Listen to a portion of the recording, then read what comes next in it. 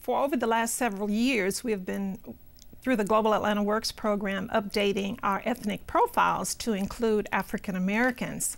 I'd like to especially thank you, Aaron, for being with us this morning to provide your perspective on African American leadership in the Atlanta region.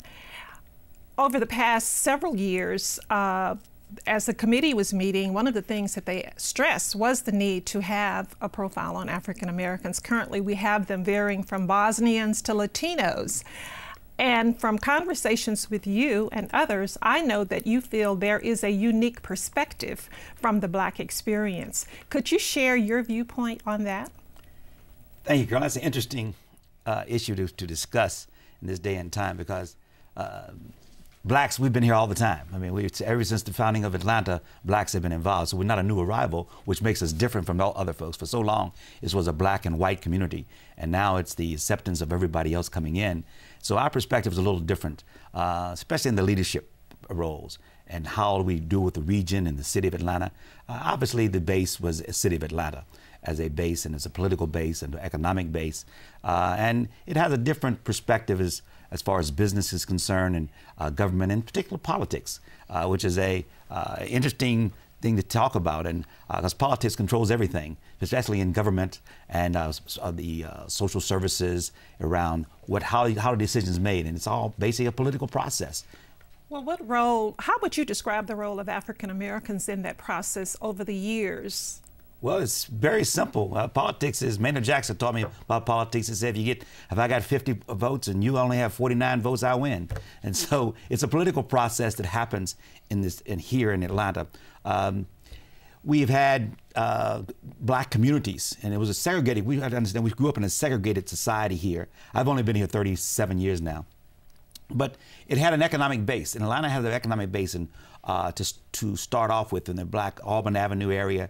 It was the base, and so it grew up, and it had all universities and colleges. We had 6, good schools here, nationwide reputations, and so it's a different environment to grow up with leadership coming out of that educational base here, and the economic base it started with.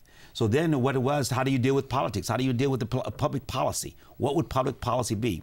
I mean, everybody talks about, and rightfully so, the civil rights movement and the effects it had on the city and the leadership coming out of here. The nation's been looking at Atlanta for a long time, ever since Martin Luther King and even before what was happening in Atlanta. And today people are still wondering how Atlanta works. How did he do it in Atlanta? Yeah, they couldn't figure out how we got the Olympics on the first tryout. And all of it is because of race relations. It's because the openness that we work with. Now, I'm not saying it's equal, but I'm saying it's open. I was in a conversation this past weekend up in New Jersey. People saying in Atlanta, you guys really talk about it, and you have that race conversation, which is a really interesting conversation now going on today. But we do put it on the table and work with it. We haven't solved the problems.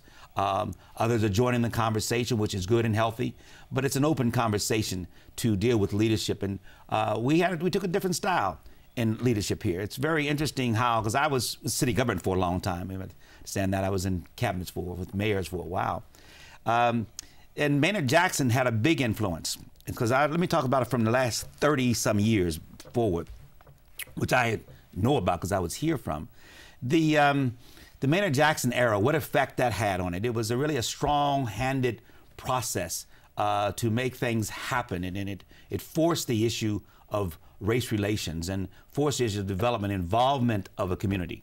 Before, it was a passive, yes, we like you, yes, we understand, we like each other, and we'll all get along. But no progress was being made. I mean, in city government, only less than 1% of the contracts were going to minority communities itself. So it was just a matter of, but it had almost 70% of the population. And so he made definite steps. Now they were angry. There was some friction there to do it, but it was not out of us. It was respected. It was clear. They understood it. He was a great leader for that era to come by. When Blacks really feel today, they still love Maynard Jackson because he had a strong hand role to even the playing field out itself. And then they became Andy Young, our world leader. And Andy, I'll never forget the statement, Andy, because he didn't get the white vote then. He didn't get the business community vote itself. And it was the statement Andy made, famous statement he made right after the election, need you to win. They need you to win, but I need you to operate. I need you to run this city. I need you to make progress. And they accepted, and he went forward, and we became an international city. And now you have the Mayor Shirley Franklin, who is doing a fantastic job of reaching out with the business community and working regionally. And that's really the step of regionalization is coming about under Mayor Franklin itself. So it's an interesting process that we've gone through, and it's just a matter of being open and being honest. It's a matter of being honest of what's going on. We still got our problems. We still got a long way to go in equaling things out, but it's an honest relationship that's going on. So what do you see for the future? You mentioned some magnificent leaders that we had in the past. What do you see beyond Mayor Franklin? I think we got some leaders coming up. I couldn't name them and say who they are today, but they're coming up because we have so many great young professionals in this town of all walks of life. There are a lot of vibrant. What makes this city great is the youth and young professionals that stay here and people coming in. So you think one thing about it, nobody's from here. Everybody's from someplace else itself. And but everybody's coming. They have this feeling that there's no limit. There's a no limit feeling that what you can do in this town from everybody's perspective. That's white, including whites and all the other ethnic groups in this community. So I think it's going to be keep on progressing.